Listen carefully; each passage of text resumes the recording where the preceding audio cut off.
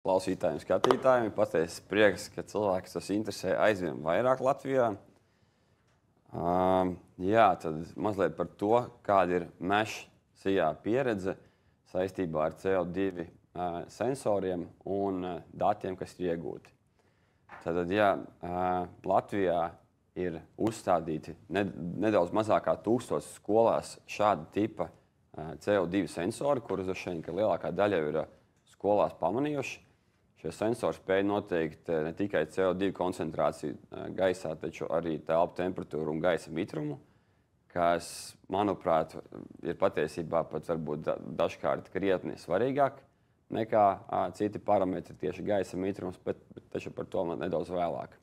Papildus ir iespēja arī noteikt, kā iepriekšējās eksperts arī minēja, gaistošo organisko vielu savienojumus un atmosfēras spiedienu.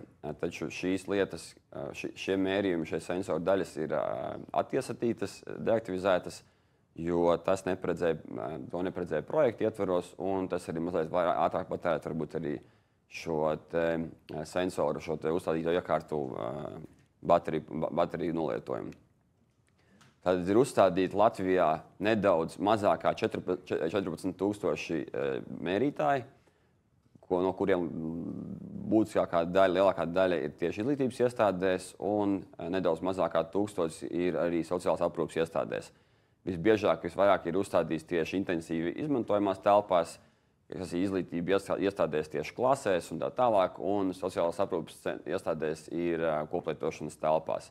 Diemžēl projekts neparedzēja pirmsskolas izglītības iestādes, līdz ar to citu projektu ietvaros ir bērnu dārzos uzstādītas šie sensori, taču ne programmas ietvaros, par kuru mēs iepriekš arī runājām. Tātad tas, ko mēs redzam, un daļai droši vien redzējis, bet daļai vēl ir iespēja to sākt darīt, varbūt ir katrai no uzstādītajām iestādēm telpās, kuras ir definētas, var atlasīt gan skolas, gan vecāki, un redzēt, kādi tad ir šie CO2 mērījumi un gaisa kvalitātes dati kopumā konkrētajā brīdī, lai redzētu, vai ir pārkurināts, vai mēs salstam, vai mums ir CO2 atbilstošā daudzumā un tāpat arī gaisa mitrums. Tālāk mēs redzam, kas notiek telpās pa dienām. Ja kādreiz šie grafiki bija vairāk tādi kā kalnveidīgi, kas nozīmē to, ka no rīta, kā mums paceļās šis CO2 līmenis, pieaug tā vakarā tikai samazinās, tad tagad aizvien biežāk viņi parādās kā zobi. Līdz ar to mēs secinām to, ka klasēs tiek pievērsta uzmanība šiem CO2 rādītājiem, un klases tiek vienalga kādā veidā, pareizi, nepareizi, mehāniski vai kā citādi, vai ar logiem un tā tālāk tiek tomēr veidinātas, un šī gaisa kvalitāte tiek uzlabota. Šeit mēs varam redzēt arī līdz pat stundu precizitātei, kas kurā brīdī ir darīts, un ļoti, ļoti precīzā veidā noteikti, kādas ir bijušas šīs aktivitātes, kādas ietekmējas ir gaisa temperatūru, gaisa mitrumu un tā tālāk. Tā kā dati ir pieejami, un man ir patiesi prieks šodien dzirdēt arī to, ka Veselības inspekcija ir strādājusi, varbūt ar mazliet vecākiem datiem un manuālākā veidā, taču tas ir darīts, un nākotnē esmu droši, ka mēs atradīsim arī to veidu, kā kopā ar Veselības inspekciju un RSU kopā varbūt papildināt šo pētījumu un padarīt viņu skolām vēl noderīgāku. Jā, tad Meža mājaslapā ir arī un platformā ir redzamas pamācošas varbūt instrukcijas, kā lasīt mērījumus, jo ne visiem tas varbūt ir zināms, un jauniem lietotājiem tas ir vieglā veidā arī atrodams, gan to, kā lasīt mērījumus, gan pamatu informāciju par to, kādas ir atbilstoši gaisa kvalitātes rādītāji, kas varbūt vairs nav atbilstoši, ko jau iepriekš arī eksperts minēja, neatkārtošos varbūt. Taču būtiskākais, jā, tas, kas varbūt man mazliet pašu pārsteidz, tad projekts paredzēja to, ka pārsniedzot 1000 ppm šo rādītāju CO2 ir jābūt signāla iekārtām, signāla gaismām un skaņas signālam, taču ņemot vērā, ka tas ļoti bieži pārsniedz 1000 šos ppm telpās, tad šobrīd ir veikts korekcijas un gaismas signāli ir no 2000 ppm un skaņas signāli ir tikai virs 5000 ppm, kas liecina par to, ka ir kur augt.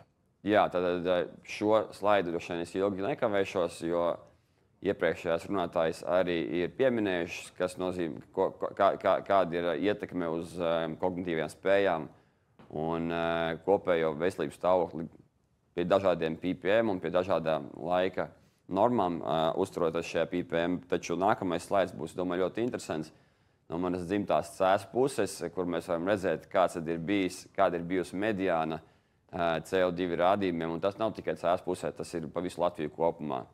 Un mēs redzam, ka pat mazāk nekā Veselības inspekcijas pētījumā procentuāli ir ēkas, skolas, izglītības iestādes, kurās šis rādījums ir bijis vidēji zem 1000.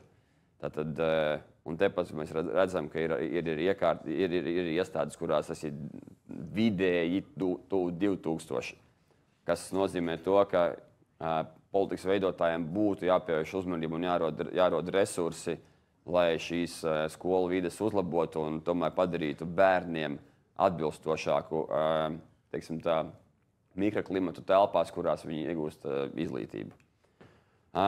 Pozitīvie secinājumi no uzstādītiem šiem nepilniem 14,000 CO2 mērītājiem ir tādi, ka vecāki seko līdzi, un mēs redzam pēc jauniem lietotājiem platformā, ka tiek skatīts, šie dati tiek mērīti, tiek skatīti, un esam arī dzirdējuši, ka skolās vecāki pieprasa mazliet vairāk pievērš uzmanību veidināšanai telpu.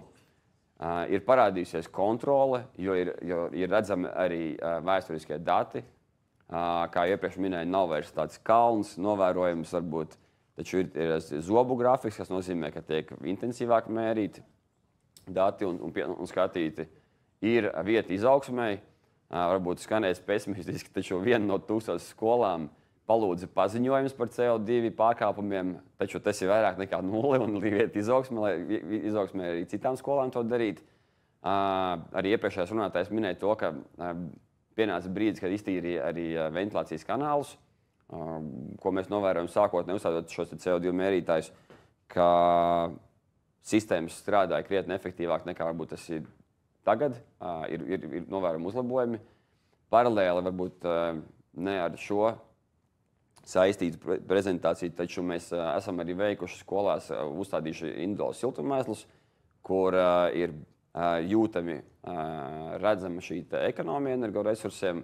Un, ja mēs apvienojam energoefektivitātes projektus kopā ar ventilāciju, ar CO2 veicinošu mikroklimatu uzlabojumiem, tad dienas beigās tas var būt ne tikai tēriņi, bet arī pārredzamā laika posmā atpelnīties. Par to es pieļauju, ka arī Mārtiņš no Liepājas puses jums mācījās izstāstīt mazliet vairāk.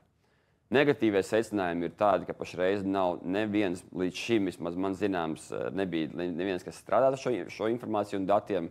Šodien esmu priecīgs, ka satiku Veselības inspekcijas pārstāvi, kas pat aicināja padalīties ar datiem, lai varētu veikt tālākus pētījumus. Tā kā šeit arī jau uzlabojumi jūtami. Negatīvi ir tas, ka siltuma rēķini pieauga, taču tas ir normāli, jo skolās kādas pašreiz aprīkotas ar kādu ventilācijas sistēmu. Mēs vēlamies atbilstoši gaisu, līdz ar to tad ir jārēķinās to, ka arī pieaugs pašreiz siltuma rēķini, pirms mēs neesam veikuši kopējos uzlabojumus ēkām.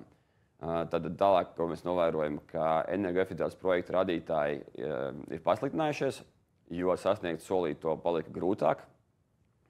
Tas, ko varbūt auditos iepriekš ir minējuši un vēlamies sasniedzami rezultāti, negāja kopā. Pie nosacījuma, ka tiek sasniegta atbilstoši gaisa kvalitātes parametri. Jā, uz brīdi, kamēr bija šī līguma ietveros, Sijā meši jāpieskata dati, tikmēr bija lielāka atsaucība par telpu gaisa kvalitātes uzturēšanu, kā beidzās šis līgums un šī pieskatīšana, tad mēs tā brīvprātības kārtā skatoties rezultātus un pētot paši priekš sevis arī esam secinājuši, ka skolas ir mazliet slinkākas palikušas. Paralēli esam novērojuši arī to, ka daļa ēkas ir pārkurinātas. Pārkurināts ēkas nozīmē arī sausāks gaiss. Jā, un visbeidzot, ja mēs pieskaramies izmaksu jautājumu, tad būtu ļoti, ļoti vēlams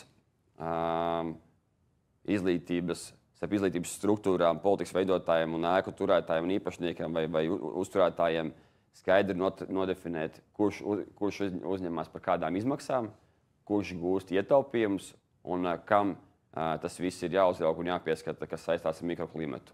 Jo pretējā gadījumā mēs esam nereti novērojuši situāciju, kad skolās ir noteiktās pašvaldības iedevuši kaut kādas uzstādītas par temperatūrām, tad ir kāds pa starpai kāda organizācija, kas uzraug šīs skolas, tad ir pati skola, un tad beigās skolai neapmierinātība par to, kā tagad būs, ka mums ir jāklausa kaut kādi meši vai vēl kāds cits varbūt uzņēmums, kas uzraug par šīm temperatūrām, bet mēs nevaram paši to darīt, un dienas beigās tā neapmierinātība aug lielumā, bet risinājumi īsti līdz galam nav. Jā, un vēl varbūt no manas puses tāds piemērs par ēku energoefektivitātes projektiem, kas ir novērots, un beigās būs arī ieteikumi. Auditori patiešām mēs esam novērojuši, ka nereti pārcenšas ar solījumiem, kā rezultātā projektiem grūti sasniegt izvirzītos mērķus, lai iegūtu, respektīvi, pieteikumu atbalstu ēkas īpašnieks, Eiropas atbalstu vai finansējumu un tā tālāk. Tad auditoriem jārāda, ka viss ir slikti un projekta beigās viss ir ļoti labi. Taču būvnieks izdara savus darbus arī nevienmēr varbūt pēc labākās sirdsapziņas un pēc klienta pasūtījuma varbūt nenolasa, ko tieši viņam būtu jāizdara un cik varbūt atbilstoši mikroklimats būtu jāuztur šajās telpās. Tad dienas beigās ēkas īpašniekam atkal jālūdz auditoram uzlabot audita slēdzienu. Es tā maigi izsakos, uzlabot, neredz varbūt mazliet pat piešmaucoties. Un ar ko tas rezultējās ar to, ka rēķini nepaliek mazāki kā plānots, un telpu mikroklimats varbūt neuzlabojas kā plānots. Es tā varbūt sabiezinu krāsas, bet es neesmu novērojis Latvijā nevienu līdz šim skolas projektu, kurā nebūtu kāda no šīm 5 minētajām problēmām. Tad varbūt divi tādi labāki piemēri, bet pavisam īsi, ka ir arī ēkas, kurās ir gan uzstādīti sensori, gan telpu mikroklimats pēc pieprasījuma, tiek regulēts iekārtas, gan ventilācija, gan siltumsaimniecība. Un dienas beigās tas arī atpelnās, un skolas, un ne tikai skolas, ir priecīgas. Un arī birojas, bet varbūt tas ir mazliet ārpus topika, taču arī, ko es ar to vēlos teikt, ka mūsdienās šīs iekārtas un ierīces tik ļoti pieejamas, un tas nav tikai Sijā Meša, arī citi ražotāji to piedāvāt, kas ir nepieciešamas ne tikai skolām, bet arī veselības iestādēm, slimnīcām, tā skaitā ieslēdz struktūrām, birojam un tā tālāk. Ne tikai skolēni sēž telpās, arī mēs šodien šeit telpā esam, un jūs klausāties, varbūt liela daļa no skolām, varbūt daļa arī nē. Pavērojam, kāda gaisa kvalitāte ir, kāds ne tikai CO2 varbūt daudzums gaisā, bet arī mitrums. Un visbeidzot ieteikumi, tātad, ja mēs kaut ko vēlamies uzlabot, vienmēr viss sākās ar datiem. Tāpēc no sākuma es visus aicinu uzstādīt mikroklimata sensorus, neatkarīgi no ražotāja, galvenais, lai tie dati būtu ievācami, apstrādājami un lai tie nebūtu limitēti dati, lai tie būtu gan gaisa, gan CO2, mitrums, temperatūra un tā tālāk. Tad mēs saliekam līmeņa atzīmes, gan paradumiem līmeņa atzīmes, kurā telpā, klasēs, vai ja tas ir skolās, vai nezinu, palātās, slimnīcā vai kā citādi, ko dara, kā mainās gaisa kvalitāte dēļ paradumiem. Nākamais ir līmeņa atzīmes ēkām, kas notiek ar pašām ēkām, ko var izdarīt. Iepriekšējā runātāja arī minēja, ka nepietiek ar mehānisko ventilāciju, tiek arī vērti logu vaļā, lai tas kompensētu papildus ventilēt. Tad jautājums ir, kāpēc tam tā būtu jābūt. Varbūt tomēr ventilācijai jāstrādā rekuperāciju un pietiekami klusi, efektīvi un arī dienas beigās energoefektīvi. Tāpēc, jā, tas ir uz tā arī balstīsies. Protams, tālāk uz datiem balstīti atbalsti un stratēģija, kā tad tiek attīstīta šī kopējā varbūt skolu sistēma, kas ir būtu ēkas, ar kurām skolām sākam, kas ir galvenās aktivitātes, kas ir galvenie uzlabojumi pirmotnējai, kas ir prioritāri un tā tālāk. Un noteikti jāpievērš uzmanība ne tikai CO2, bet arī, kā šodien arī mazliet pieskārās arī relatīvam gaisa mitrumam.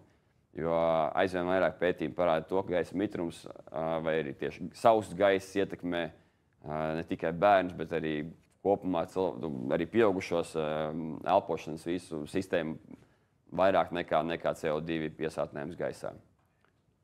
Tas, laikam, būtu šodien no manas puses arī viss.